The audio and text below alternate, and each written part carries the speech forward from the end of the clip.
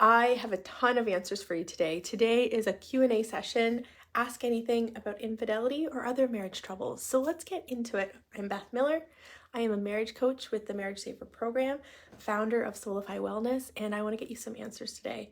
So for those of you that are joining from YouTube, feel free to subscribe, like, and click the notification bell so that you don't miss a video. Those inside the Facebook group, give us a thumbs up. I'm so excited to have you here. And those that are on YouTube, feel free to join our group. If you have been betrayed by your spouse, join this incredibly supportive group of women who are there, right? Because we all know how lonely and isolating betrayal can be. So this group of women inside the Save Your Marriage support group, women who've been betrayed by their spouses, the link will be in the show notes. So anyway, let's get right to it. Tons of questions have come in. So if you have any live, just feel free to pop them in the chat and I'm happy to help you with those. But one of the first ones here that I want to go to is how to end intrusive thoughts. Well, anyone that's been part of the group, I've done lots of lives on how to end those intrusive thoughts. But the first part really is awareness of the thoughts, right? Awareness. Like as a quick strategy, I would say write them down. Even track them for like an hour. 1 hour usually is tons. Thank you everyone for joining. Pop the questions in the chat if you have any about anything when it comes to infidelity or marriage. But when you have these intrusive thoughts, what do you really do? Well, simple task right now, write them down, the main thoughts that you can think of, and just really simply run it through the lens of fear, false evidence appearing real. And so what I mean by false evidence appearing real, fear, we want to figure out which ones are rooted in fact. And just say, if you're having images of your husband being intimate with, I've heard this one a few times, in your camper. You have a camper, they've gone into the camper and they've been intimate there. And so you keep having images of them together in the camper. Well, what's the evidence? It happened, right? Like that's a good one. How about like I don't mean a good one. I mean, that's a true statement. But if you're having thoughts of, is he cheating again? What's he doing in the bathroom? Like if you're having thoughts like that where we don't have the evidence, we need to also take note of those, but realize I don't have evidence. My intuition is screaming something. I don't know if it's right, because in the past it screamed and I was told it wasn't right, but really it was. Intuition is really powerful. It can get hurt, beat up pretty bad when, hey, thanks everyone for joining. Feel free to pop questions in. It can get beat up really bad, your intuition, right? So all we have to do is come right back to the facts. That's what we have right now is the facts. And so if you're wondering, is he doing again? What's he doing in the bathroom? One thing we can really work on doing, and a lot of you will be like, Beth, I'm going to be blindsided by this one, but one strategy is to surrender. And a really easy one is to see the thought and say, stop. Stop. And if you can even imagine it, if it's an image that may or may not be true, turn it to black and white, changing it to black and white and just like visualize it just floating away, kind of like Star Wars, just going off into the distance. That's one strategy you could use. Talking back to the thoughts. Yeah, this is very what we call cognitive behavioral therapy. Not my favorite, but since I don't have you all as clients and can use the hypnosis strategy to really just like dig it out, gone. Cognitive behavioral therapy would say you have to reprogram the thoughts. So I am safe, I am okay, I choose to believe that he is not right now. I know that I'll be given the information if I'm given it. But to me, the real way is hypnosis. Or a tactic that I use that's rooted to get clients really relaxed. They're fully awake, fully alert, feeling wonderful in every way. They can hear noises, but it's like they turn off their conscious brain, the one that's so busy, and they just go inward into that intuition, into their subconscious so that they can access all those memories so easily. We go back and we can see the time where you found out. You can go back to times where your husband's been in the bathroom for half an hour when he shouldn't be. We can go back to those memories and we can neutralize the pain associated with them so the past pain isn't informing today's emotions. So we release it. We're like, that's separate. That's part of my story, but I close that chapter. I'm focusing on today. All right, that was a long way of sharing a few strategies when it comes to ending those intrusive thoughts. Again, if you have any questions, feel free to pop them in the chat. I'm here for you. Some other ones, how to deal with isolation, right? Like someone very kind was like, this group is wonderful, very helpful, right? But what do? The isolation is crippling. Okay, well, finding a community is number one. Connecting, if you're spiritual or religious, connecting with God, I think is another really important one. If you have a therapist, great, or a professional, I think that's another great way to do it. It's really interesting. And we're like, why is this happening to you? Like, I like to say everything's happening to us, not to us. That's the opposite of what I say. Everything's happening for us, not to us. So why is this here in your life? And you may not know. Like like this is something that's happened to you in your life, right? And it's, if we could put it in a box, it's like, here's a present, but it's not a present, but there's something in it for you. We just can't figure it out yet. So this is for you in some way. But how does that deal with isolation? Well, for some women, this is kind of a silly example, but I do have some that come on the podcast and they speak on this podcast, not with a changed voice, changed name, changed location, and it feels really empowering to share their story because they know they're inspiring other women. Maybe this is happening to you because it's going to make your marriage stronger. Maybe this is happening to you because it's showing you how to communicate better. You're going to find this like deep sense of self. It's going to increase your self-confidence. You're going to help someone else through this too. So we don't always know why this is happening, but we know that, you know what, there's something that's going to come from it. And sometimes when we can put that spin on it, that there is better that's coming from it, it can help us with that feeling of like right now pain and isolation. But the best thing you can do is really find that support group. If it's a good one solid friend, but if you're like, nope, can't tell that friend, then it really is finding a therapist, finding a pastor, finding someone in your church community that can maybe you can lean on. Your journal might be your best friend. Another thing, it sounds kind of silly too, but you can talk to yourself. Have a little conversation with yourself, like close your eyes and be like, hey Beth, how are you doing today? And the message might be, I'm feeling really sad. Tell me, why are you feeling sad? And it seems really silly to talk to yourself, but it's amazing what comes up. I'm just feeling sad because I just feel so hopeless. Why are you feeling so hopeless? Because he won't open up. He just won't share. I'm like, that sucks. It sucks that he won't open up. What do you need? And that's always another question you'll ask yourself. Like, what is it that you need? It's like, I need a husband that'll open up. All right, can we see he's opening up right now? No, he's not. So what are we going to do? You know what? I'm going to take care of myself. Like you go inward and the messages just come through. Like when you start to ask yourself from that conscious state of like you and I talking right now, you ask these questions, like you can feel it in the inside, these answers that are coming up. And that can make you feel less lonely too, because that inner voice is feeling heard. And it's like you're talking to yourself, but it can be a really powerful way to talk to self or that authentic you or that inner you. Okay, next question. Ooh, triggers. Okay, what to do? You're triggered. You feel like you're doing great. You feel like you're doing well. Anyway, does anyone have any questions? Pop them in the chat if you do have any, by the way. This question, we're on the third one. You think you're doing well, think you're doing great, you're having a few good days, you're rolling along, all of a sudden you're triggered. Oh, it's so frustrating because you'll have these thoughts of, I thought I was doing okay, I thought I was doing better, I thought I had this, and then you're triggered by something else. I always say triggers are a sign for inner work. Relationship pain is always an invitation for inner work. And so triggers, again, I sometimes describe them as these gifts. It's like your body's saying, hey, not okay over here, not good, not good. So those emotions come up, the anger, the sadness, the resentment.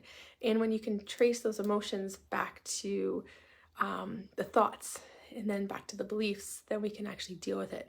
So I'm trying to think of a good example here. Good example. You're at some sort of family function. You're at a friend. You're at a barbecue on the weekend. At a barbecue on the weekend, your husband doesn't hang out with you much. He hangs out with the guys. You're kind of left by yourself, or you're left with some people you don't know. And so he's doing all this stuff. And so all of a sudden it starts to bring back of like, he doesn't love me. He doesn't care for me. I'm not important. If I was important, he'd hang out with me. And so what we had to do there was the trigger, right? Was the barbecue, him not talking to you much. But we take that emotion of like anger or sadness and we trace it back because we have memories of when he probably ignored you or you felt unloved, the memories of the affair, the infidelity where you didn't feel loved by that, which creates the belief of he doesn't care for me, he doesn't love me, which then creates all those thoughts that were then driving the emotions at the barbecue.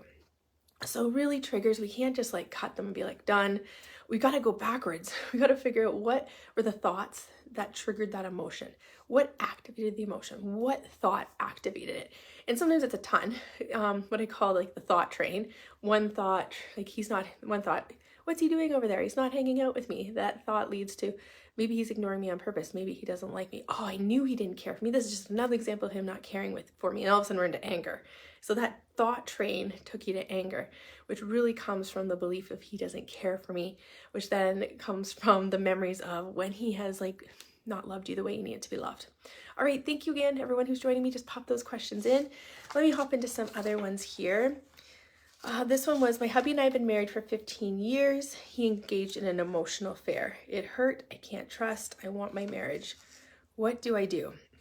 All right, so emotional affair, regardless, I must say, of the type of betrayal, emotional, physical, days, weeks, months, years, right? It's all deeply, deeply painful. I never want to compare one person's betrayal experience with somebody else's. So where do you start? The first thing you need to start with is, I would, number one, figure out what is it that you want. Do you want your marriage? Do you not want your marriage?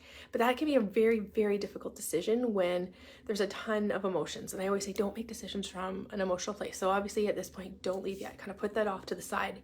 But it's knowing I want to figure out what I want to do. And often for women, this statement really resonates with them. Do you want to give your marriage one more try? Do you have energy to give your marriage one more try? And if the answer is like, yeah, I do, then that's the direction you need to go. And to do this work, you have to start with yourself. Couples counseling is awesome. So if you can go do couples counseling, great. But to me, it's not the starting point.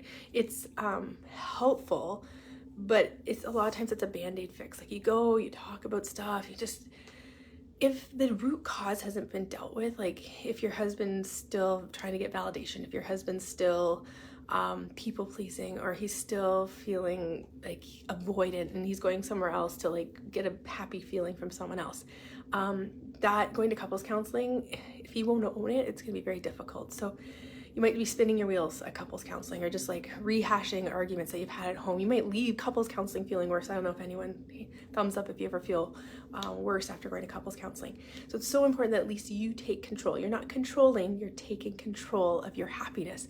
In doing that, we gotta heal the pain within. We have to take all this trauma, all these emotions, all these thoughts, and we gotta sort them out. We gotta get them out of your head. Because at least if you have them out of your head, if you're doing better, you're in a place where I'm not a fool for staying. I'm not a failure for being so busy with the kids. I didn't give him enough attention. I don't feel bad about that. I'm a better communicator. I don't avoid conflict, or I'm not engaging in conflict as much. I know that I'm enough. I've ended my people-pleasing behaviors. I'm better with like communication, like I just said. When you can get yourself to that solid place and then implement that, it's amazing how much you can change the marriage and go to couples counseling, if that's even an option. Also, what happens when you're in a better place, the clarity comes. You're like, I know exactly what I want. I know what I want. I want to keep working on this marriage. I see he's not progressing as fast as I need to, but I do see little changes in our communication because I'm not fighting as much, or I'm not shutting down. I don't like the word nagging, but sometimes we do get to that place where you're like, just tell me, come on, I know this is happening. Just tell me that it was an emotional affair. Just tell me that you talked to her for more than like 6 months, that it was longer. I can see this evidence. So instead of having to go to that place constantly, we can sometimes step back a bit and use even something called smart contact by Marriage Helper, but I can talk about that in a little bit. But when you get yourself in a better place, the clarity will come. And that clarity might be in the moment, I'm going to stay in this marriage that isn't exactly what I want, but it feels good to stay right now. And then you might even be getting the message that it's time to go. Time to go. I don't want to be here anymore. And so then it's time to go. Or sometimes you might hear it's time to go, but you're like, I hear you, intuition, but I'm still scared. So then you have to work through that fear. So that's really the first step. That was kind of like a whole bunch of steps, but that's where I go. I start with you. I really do. One of you has to do this deeper work. Otherwise, Band-Aid fix, using I feel sad when you lie to me, and what I need for you is to tell me the truth. Like those I feel statements are great, but you have to be in a place of like having the time to talk, not feeling super emotional. Yeah, like the I statements don't work when you're like really angry or your cup's really full. Like you fall back into old patterns. All right, next one. Yeah, my husband won't go into deep conversations or talk about what's bothering him. He often says, I don't know. Oh my goodness. Again, a thumbs up if you feel like your husband says, I don't know, I don't remember. Why are we talking about this again? We already talked about it like last week, and then you asked me the week before. So what do you do if your husband won't go into deep conversations? Well, I think last week I did a live on this one, so check out some of the other ones, but other trainings. But a good starting point with this one, you have to meet him where he is. You really do, and that sucks because he's not opening up. And then what I would also do, like if he won't answer the question, we got to pare it back to even maybe a smaller question, or a less like intrusive or less deep question. It's almost like we have to make like a ladder, like the one you want to ask at the top of the ladder, but we have to find one that we can ask at the bottom that he will actually go for. There's a lot of really neat card games out there that you can play, like conversation card games. I think the Gottmans have a really good deck of cards that you can use with all kinds of conversation starters, but some are pretty deep. So, but I would pick something like if it's about why will you not open up? I don't know if we could even trace it back to like, do you remember the first time you lied to your parents, or have you ever stolen money from your parents? Things like that. Like see if you could pair it back to that. Not that you're ever going to tie the two together, but if you can ever talk about his childhood, or I'm trying to think. There's some more that we could do, but we really want to start pairing it back. So how do you get your husband to open up about deep conversations? Start with smaller questions, less invasive questions. Slowly work up. You can talk about feelings, like, what are you feeling when I ask you this? Feeling anger. He's like, I feel angry. And then use the because. You feel, if you were to answer, you'd say, okay, he's like, I feel angry. And then you could even be like, let's play a game for a second. I feel angry because, and have him finish it. I feel angry because you won't stop bothering me. I want to watch my show. Okay, so like, I feel angry, and then tell me more about that. Tell me more about why you feel angry when I'm watching the show. It's because this isn't a good time. Like, oh, if I come back another time. But he's like, no, I don't ever want to talk about this. Why do you never want to talk about this? Because I think it's over. I think we've already addressed it. And then you could even say, well, these are the things I feel like I still need to address, and just pick one though. Pick one. Like, I would still like to address this. But get really, really, really specific. Like, you can't just be like, all the times you've hurt me. You gotta get really specific. So couple strategies in there, right? Like, kind of dive into maybe why he won't open up. Be really small in what you want to ask, like one question at a time. Writing out all the questions you have and figuring out, okay, what's the order of importance? That's good too. We don't want to like bombard with tons of questions. Like, go in with one tiny question. When you get that answer, maybe even call it a day, unless you can sense he's good. But checking in even after that question, can I ask you another one, or are you good? And if he's like good, then, you know, consider that a win. All right, next one. My husband refuses to own his part in our marriage problems. How can I make him see the damage he's doing? Oh, you can't make someone see anything, right? Like, unless he wants to see it. And it's really interesting. Like, I don't know if you've ever experienced this, but sometimes someone can say the same thing over and over and over to us. And then one day it like hits us like, oh, it's like someone just gave you new glasses and you can see the world so much differently. Like an example, sometimes we can get really defensive because we feel like someone's criticizing us over and over again. Like, even a husband, he keeps saying like, I can't help you. I don't want to help you. I don't want to help you with the dishes, or keep asking me to help with the dishes. Like, you don't need my help. Something like that. Like, I'm busy with this stuff. Like, And I guess where I'm going with this is he keeps saying something and it feels like more of a personal attack, or like, you should be doing this. If you hear him saying you should be doing this, and then you go in the defense. And then one day you just kind of wake up and you're like, not wake up, but you just all of a sudden one day you just kind of see it differently, being like, okay, he feels really overwhelmed. He feels really busy. And this is his way of telling me that I don't need his help, or I'm always nagging. And you kind of see him in a different light for the first time. You realize this is a him issue. This is not necessarily me and him not loving me. It's that he feels overwhelmed. So if he's not owning his part in the marriage problems, figuring out like how you're showing up is really important. And I think too, like, if he's not, I'm just thinking about this one for a second, he's refusing to own his own part. I think figuring out too, what is the part, like if you could even journal, like, what is the part that you think he's not owning his part in damaging our trust. He's not owning the part in hurting the kids. He's not owning the part in this. And like I just said with that example with like the dishes was, he's feeling overwhelmed. So same thing, like he might be overwhelmed with the pain of all this. He might have his own shame. So it's almost like if I could give you a set of these like x-ray emotional glasses and you put them on and you really look at your husband, you look at him with these glasses that you can see him like you've never seen him before. And maybe you have seen him, but you really focus on this activity. It's like you can see into him, not like the body parts and stuff, but you see into his emotions. Like what has made him to be him? Like if you could actually put an imagery to it, like is he full of black smoke? Like is he heavy? Is his body heavy? Can you see his lived experience, like how he was raised? Can you see how his parents operated in general, like his parents' trauma and his parents, like his grandparents, how his grandparents raised his parents, seeing that maybe they're a family that didn't speak up, maybe they're very defensive, maybe they're very critical, maybe there wasn't enough love, or maybe they were loved, I don't know. But seeing the accumulation of his lived experience, his kind of like morals, values, what made him who he is, the emotions he feels or doesn't feel, like does he have stored like emotions in his body? And I'm not saying you have to do this exercise, but sometimes if you just put it on, it reminds you like, oh, I see him and I see that it's not about me. And again, sometimes we have to surrender this, being like, because we can't force someone else's healing. We can see someone's in a lot of pain, and sometimes we're like, when are they going to hit rock bottom? When are they going to hit rock bottom? We never want someone to hit rock bottom, but we can't make someone change.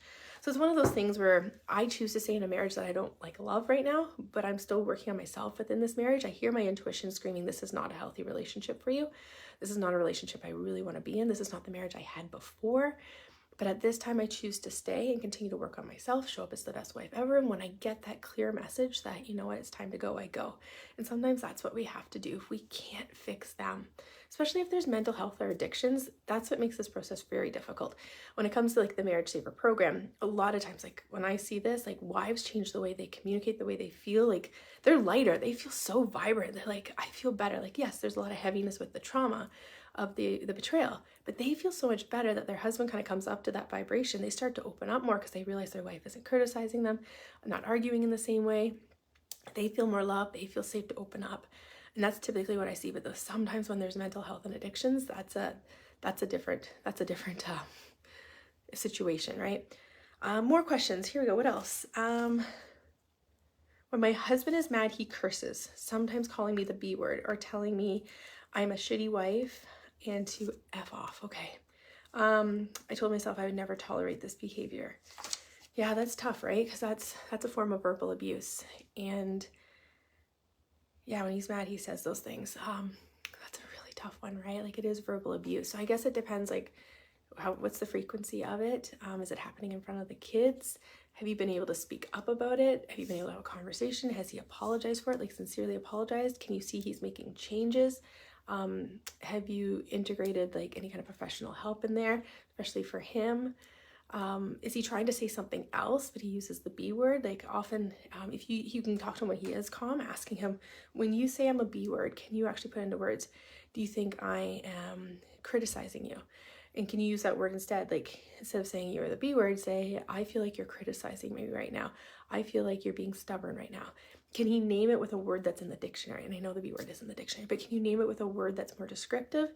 Same with when he's telling you to F off. Like, what does he mean by that? Is he meaning I need my space? So if you have time to calmly unpack the actual word and what he was trying to articulate, can be really helpful too. All right, next, what do we have here? We have, oh, my husband flirts with other girls. Okay, well, that sounds like a hard boundary, right? Do not flirt with other girls. I guess it's a review of boundaries, right? So if he's social media, liking, posting, like, well, maybe more just liking other like women who are attractive posts or flirting with waitresses, he might not be aware of that, aware of it until you point it out, but then he might deny it as well. But I think bringing it to attention to how you feel. It's like when I see you have a 5-second stare at somebody with a really pretty dress, it makes me feel like this. Or when you say something flirty with that kind of smile on your face, it makes me feel like this. I would like to say that only for us. And just the more you can say, like, I feel in this situation, but again, with those goggles I talked about earlier, putting those on and see, like, why is he doing this? Is it that he needs validation? Is he trying to fill his ego? Like, what is it that he needs instead? So trying to unpack that with him would be great. Next one, my husband changed his passwords. I asked to get them back, but he thinks I'm accusing him of doing something wrong. Passwords is an interesting one. Like, I think from a logical standpoint, it's important that you have all your husband's passwords. If something were to happen, a car accident, they're in the hospital, like, it's so important that we have access to all that, because you know how difficult it is. Like, if he's in the hospital and you're trying to pay bills, get into banking, send text messages to coworkers, friends, his boss, and you don't have any of his contact information, you need to be in his phone plus others. So number one, I think it's a safety thing that needs to happen. In terms of other things, I think it's really important that if you have the passwords, they know that you're not checking without permission. I don't love snooping. I don't like the word snooping. Snooping is like a protective, like you're protecting yourself, right? You're snooping, but really it's an action of, I don't know if he's telling the truth. I'm trying to protect my heart. So ideally, changing the password, you want to have access to it, but you're not going to use it without the permission. I think setting that standard is really important. And if he, again, those goggles that we put on, seeing why, like if he's stubborn, if he's like adamant, no, then I think really looking at it and thinking, Why is he like this? Is it that he feels like he's being mothered? Does he feel like he's being scolded, that he's getting in trouble? And maybe seeing if you can unpack it that way, being like, what does it make you feel? It makes me feel like, here, finish the sentence. Okay, ask him this. When you, okay, the reason you, okay, if I'm trying to figure out how I want to word this. You, okay, by giving me, you don't want to give me your passwords. So you don't want to give me your passwords. This makes you feel like, and then if you were to finish it, I am not. It makes me feel like I am not responsible. It makes me feel like I am a child. It makes me feel like I am being watched. So if you could have him finish the I am or I am not statements, it helps you unpack what his belief is. Remember I talked about earlier, belief creates the thoughts. The thoughts are, she is watching me. She is, doesn't think I'm trustworthy. She thinks I'm always up to something wrong. Which then creates the emotion of anger, which then creates the behavior of, no, you can't have my password. So we got to figure out what those beliefs are. Other questions here. What are we doing for time? We'll do another like couple here. Yeah, I have no desire for physical intimacy after my husband cheated. I'm tired. I'm exhausted. I don't want his physical touch. Okay, so I think getting to the bottom of why. Is it the images? Is it text messages you've read? What's the biggest block? And like this one is like the therapy I use is really important, where we can take images of them being intimate, take images of words that you've seen in text and just like getting them out of your brain, being like, that happened. That was husband 1.0. Husband 2.0 doesn't engage in that type of behavior. And this works really well, especially if you see your husband changing, you actually see a difference in your husband. It's easier to separate that husband who did all those horrible, horrible things to today's husband. So that's a really powerful strategy. If not, it's like an emotional intimacy ladder, where again, I talked about a ladder. This one would be the highest form of intimacy that you guys would engage in, and the lower one would be sitting next to each other on the couch, hand on my knee, holding my hand, cheek to cheek, or kissing, like breaking down that emotional ladder and just seeing at what point do you start to feel like you're uncomfortable, and figuring out why, getting really clear. I feel uncomfortable doing this because he did this with her when this happened. And I think really that's where you need a lot of professional help with this one. That's a tough one to sort out on your own. Next one. Yeah, let's see. There's a bunch of here. Okay. So many good ones here. I'm gonna wrap it up and then like two more. I'll try and get two more in. Yeah, our communication is not good. He shuts down when I try to talk to him about important things. I think I already kind of alluded to that one. If you could figure out kind of his belief system, like why is he shutting down? Does he feel judged? Does he feel criticized? Yeah, how to get trust back after the affair. There we go. There's a bunch of lives on that one too, but how to get trust back after an affair.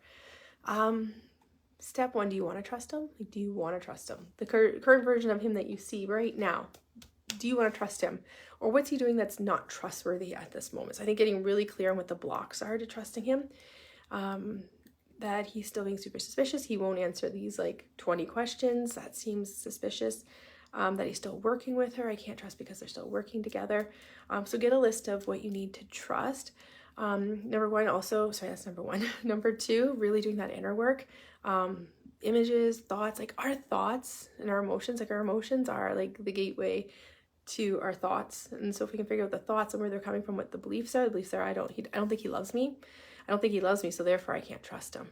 I don't think he cares for me, therefore I can't trust him. So if we could clear up those beliefs, that can help us create new thoughts. New thoughts create thoughts of trust, which then create happier emotions. So anyway, so much to share. I'll do another live again, but thank you everyone for joining. Any questions? I'm just gonna make sure, see if I missed any questions here. No, I think we're good. So anyway, I'll do another one every couple months. So if you have any questions, send me a DM in the meantime, and I would love to share like answers to those questions. I can share it privately with the group without your name attached to it. So I'm sure it'll be helpful for everyone. So anyway, I'm Beth Miller. I am the founder of Soulify Wellness and the Marriage Saver program, the Marriage Saver coach. I have a hypnosis training as well.